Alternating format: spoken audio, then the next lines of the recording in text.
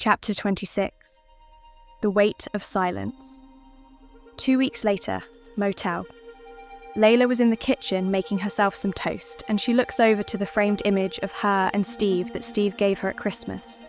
And she hesitates before putting her hand on it and lowers it down to hide the image. Laila sighs to herself before she gets a message from Clint, inviting her around to his as he was worried about her. I do need to get out.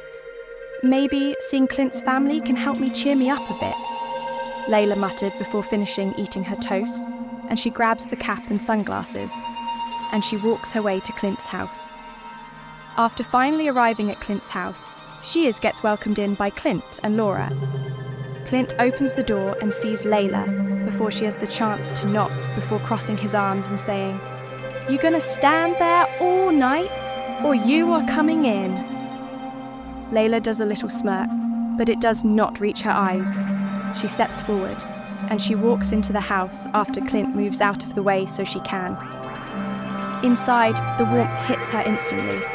Laura in the kitchen, the smell of apple pie in the air. "Wow, the food smells lovely," Laila says as she walks into the kitchen, and she smiles as Laura hugs her after wiping flour off herself. "How are you?" "I know you were down in the dumps," Laura asks as she rubs her arm and Laila looks at her. "Shit, really?" Laila says as she does a little laugh, but it does not sound like a happy laugh. But she hesitates before adding, "I didn't really want to be a burden." Clint, who'd been watching quietly, stepped forward and took her bag from her shoulder, setting it down by the stairs. "You never were," Clint said firmly. "You never will be." Laila looks over to Clint and does a little smile, as she does not see a sarcasm. No teasing smirk, just her friend, her anchor, looking at her like she was not broken. Her lips parted, the protest still sitting there, but Clint shook his head before she could get it out. "Motel life's over," he said. "You have been running yourself into the ground for 2 weeks. That stops here. This is home now," Laura added gently, taking Laila's hand and leading her toward the living room. "At least for as long as you need it to be." For the first time in days, Laila's shoulders dropped. She let Laura guide her, and when she sank into the couch, the weight of it all threatened to spill over. "Thank you," she whispered, barely audible. Clint settled across from her, resting his arms on his knees as he looked at her steadily. "Family doesn't need thank yous, Jenkins," he said. "Just don't make me drag you here next time." It was a joke, almost, but it drew a small, shaky laugh from Laila, the first since the breakup. The farmhouse was quiet again, but this time it did not feel suffocating. It felt safe. Chapter 27. 1 month. Gone. 1 month later. Clint's house. Laila was in the guest room of Clint's house, and she has a diary on her knee as she taps the pen on the page as she has no idea what to write as a letter to Steve. Laila sighs to herself before putting her diary away in the end table drawers, and she walks outside of her room to see Clint's kids playing in the living room. And she does a little smile before walking over to the kitchen, and she sees Laura in the middle of making a cup of tea. "Here, let me do the dishes," Laila says as she rolls up her sleeves and she starts to wash and dry the dishes. "You didn't have to do that," Laura says as she smiles as she looks at Laila. "It's the least I can do. I want to be a perfect guest here," Laila says as she puts away a plate in the respective drawer that Laura likes it in. Laura leaned against the counter, her tea cradled in her hands. She studied Laila for a moment, noticing the way her shoulders are tense even if she tries to relax, the way her smile does not reach her eyes. "You don't have to try so hard, you know," Laura said, her tone kind but firm. "This is a home, not a hotel. You are family here." Laila froze in place for a second, the dish towel clutched in her hands. After a while, she forced a small smile as she meets Laura's gaze. I appreciate that," Laila said, her voice soft, almost fragile. "More than you know." Laura gave her a knowing smile, sipping her tea before adding softly, "Steve would hate seeing you so bottled up like this. He would tell you to stop carrying everything alone." The words landed like a knife. Layla's hand stilled in the soapy water, fingers curled tight on one of the dish towels until the fabric trembled in her grasp. Layla's gaze dropped as her throat tightened. Steve's name still hurt more than before, more than she admitted. "Isn't here, though, is he?" The thought whispered like poison in the back of her mind. He wasn't here to tell her to breathe, or to crack that rare, crooked smile that softened everything. He wasn't here because she had told him to go, and he had listened. Her chest ached with the memories, sharp and fresh despite the weeks has passed. 1 month felt like a lifetime, and a heartbeat all at once. For a moment, Laura's eyes softened as if she regretted saying his name, but Layla forced another smile, or the one that doesn't reach her eyes as she turned back to the dishes. She scrubbed harder than necessary, the clink of porcelain against porcelain filling the silence. "I know," Layla murmured finally, her voice barely above a whisper. "That sounds like him." It was easier to agree, easier to keep her hands busy than to let herself unravel in front of someone else. Meanwhile with Steve, the Quinjet hummed beneath Steve's boots, the noises steady, almost comforting if his mind weren't. Sam sat across from him, running a check on Red Wing, throwing in the occasional sarcastic comment about the intel they were given. Steve only half heard him.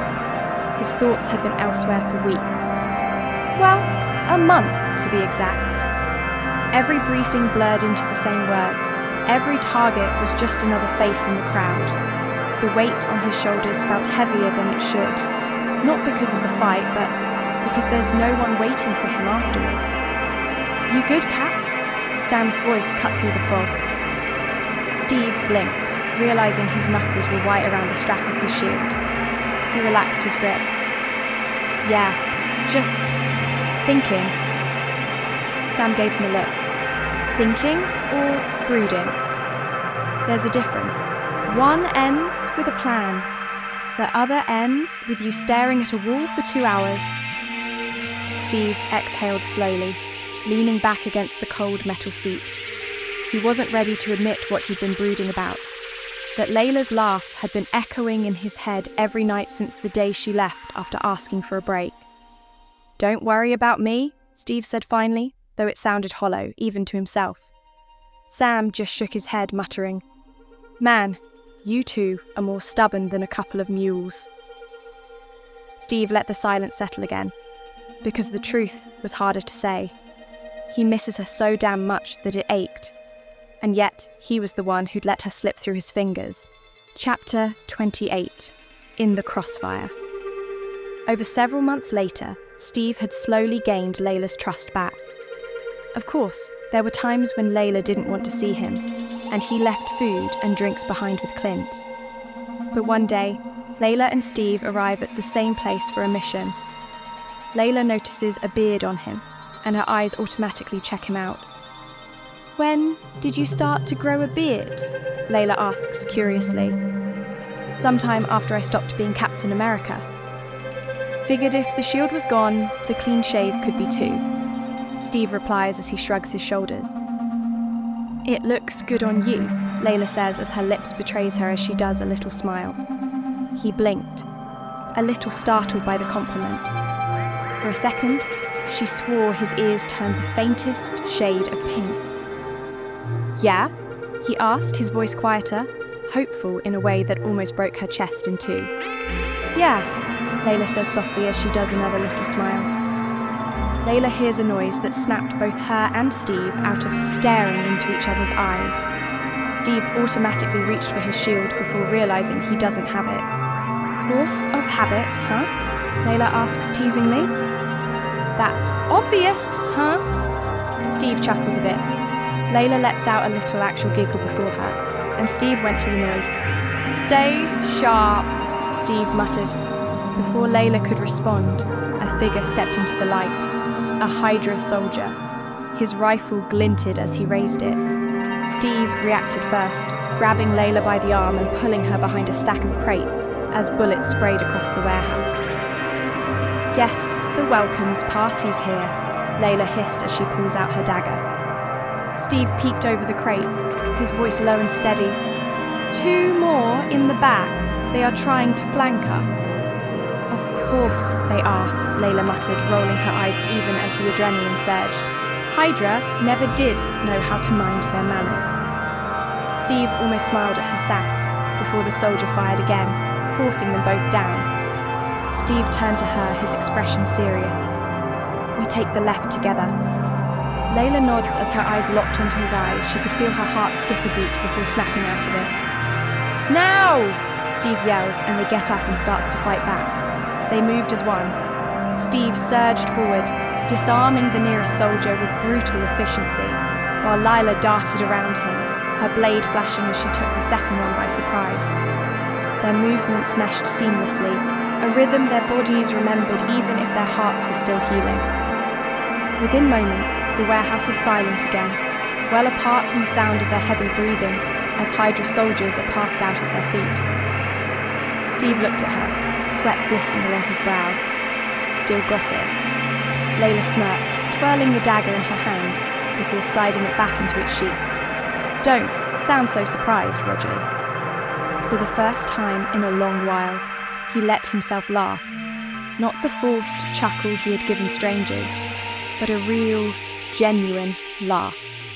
And Layla found herself smiling back, despite everything. Chapter 29. Nightingale's Surrender. 1 year later. Safe house. Layla walks over to the house as she thinks to herself, "Okay, you can do this. Not like I hope I do not make a mistake when we sleep together. Come on, Layla. You are not a mortal teenager. Oh God, why did my brain word it like that?" Layla breathes in and out to calm her nerves, and she was about to knock on, but Sam opened the door as he was heading out. Sam looks over at Layla and does a little smirk as he leans against the wall. "Well, hello to you, Miss Nightingale?"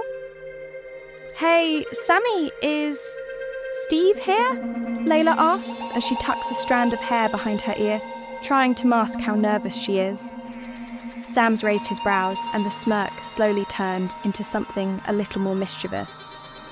"Oh, he is here, all right. Inside brooding, probably." "You know how he gets," Sam replies before leaning closer and whispers, "You planning to break him out of it, or are you just here for moral support?" "I'm here to see him, that's all, Sammy," Layla says, hiding the fact that her cheeks are slightly red from the blush. Sure," Sam said as he is straightening up. "Just do not keep him up too late. We have training tomorrow." "Sam," Layla scolded with a laugh, but the butterflies in her stomach got worse. "Relax, Nightingale." "He is in the living room. Good luck." Sam winked at her as he brushes past her, heading out for the night, probably on a date. Layla exhaled slowly, muttering under breath, "Right, just Steve. Just Steve." Her hand pressed against the wood of the door before finally stepping inside. "Steve!" Layla calls out before seeing him in the living room reading files. Steve lifted his head and he sees Layla standing there. "Layla," Steve said, his voice softer than expected. He smiles, small but genuine, as he sets down the file. "You made it." "Yeah, I wanted to see you," Layla says nervously. Something unreadable flickered across his face. Surprise, relief, and maybe even hope. He rose from the couch slowly and walked over to her, towering over her in that way that always made her feel both safe and exposed. For a long while, neither of them moved before Steve reached up, brushing a stray lock of her hair from her cheek, his fingers lingering against her skin. "You seem nervous?" Steve murmured. Her breath hitches for a moment before she replied, "Maybe a little." His thumb traced along her cheekbone, steady and reassuring. "You don't have to be." That gentle reassurance was her undoing. Laila leaned forward, capturing his lips with hers in a kiss that was soft at first, hesitant and testing. Steve froze for only a fraction of a second before his arms wrapped around her, pulling her closer. The kiss deepened, hungry and desperate, years of tension pouring out all at once. Laila melted into him, her hands finding his chest, then sliding up around his neck. His lips moved against hers with urgency, as though he was afraid of wasting another second. When he pressed her gently back against the wall, her breath hitched and she clung tighter, pulling him down into her again. "Laila," he breathed between kisses. His voice was rough, almost broken. She smiled against his lips, whispering, "Don't stop." Steve's hands travelled down her sides, strong yet careful, as if every curve of her body was something precious. Her fingers tangled in his hair, tugging lightly, which causes him to groan into her mouth, the sound sending heat rushing through her. Their kiss grew hungrier, more frantic, and before she knew it, Steve had lifted her easily into his arms. Laila gasped, laughing breathlessly as her legs wrapped around his waist. "Bedroom?" Steve asked, his voice low, reverent, but with a need that mirrors hers. Layla's cheeks flushed, but she nodded. "Yeah." He carried her down the hallway, their lips never parting for long. Every bump against the wall, every brush of his hand against her skin made her shiver. By the time they reached the bedroom, both of them were breathless, heart pounding in sync. Steve set her down gently on the bed, his forehead pressed to hers. "If this is too fast..." Laila silenced him with another kiss, fierce and certain. "It's not." Steve smiled before trailing his lips from her mouth to her jawline, slow and reverent before dipping lower to the curve of her neck. His breath was warm against her skin, sending shivers down her spine. But as his beard brushed along the sensitive spot behind her ear, an unexpected giggle slipped out of her throat. Steve paused, pulling back just enough to look at her, confusion mixed with a hint of amusement. "Did I do something?" Laila bit her lip, cheeks warming as she laughed again softly. No, it's just your beard. It tickles." For the first time all night, Steve let out a low chuckle, his eyes softening.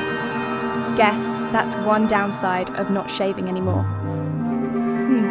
I wouldn't call it a downside," she teased, her fingers brushing along his jawline. "It is different.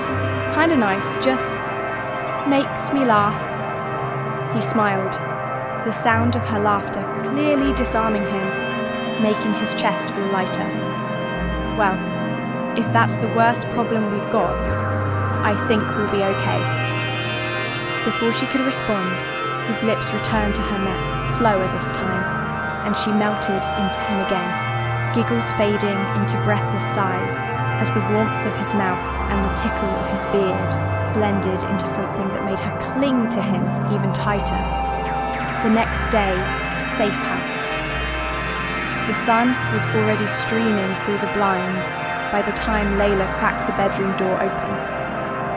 She leaned against the frame for a second, catching her breath, her legs still protesting every step. Her hair was a little wild, her cheeks warm, and she muttered under her breath as she took a tentative step forward. "Ow! Okay. Definitely not walking straight. Thanks a lot, Rogers."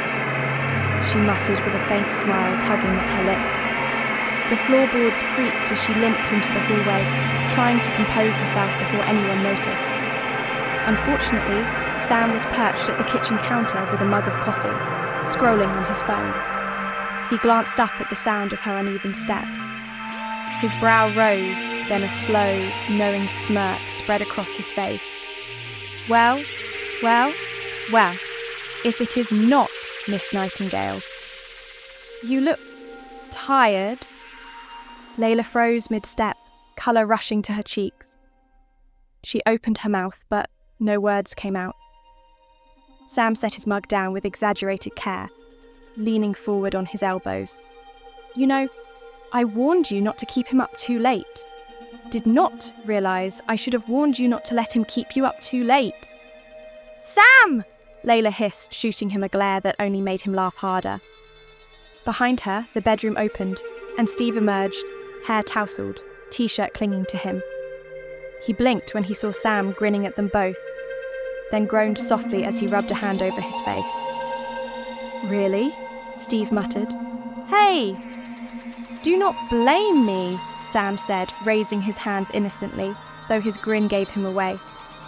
I just call it like I see it, and what I see is one incredibly happy super soldier, and one Asgardian princess who might need a walking stick. Laila covered her face with her hands. I hate you, she said from behind her fingers. Sam chuckled. No, you do not. You will thank me when I do not tell Bucky once he is out of the freezer. Steve shook his head, sliding an arm around Laila protectively. You're impossible. And you, too, are predictable, Sam shot back, picking up his coffee again with a smirk. Laila groaned, but could not fight the small, shy smile tugging at her lips as Steve steered her gently towards the kitchen table. Steve made her and himself a cup of coffee before everything dies down.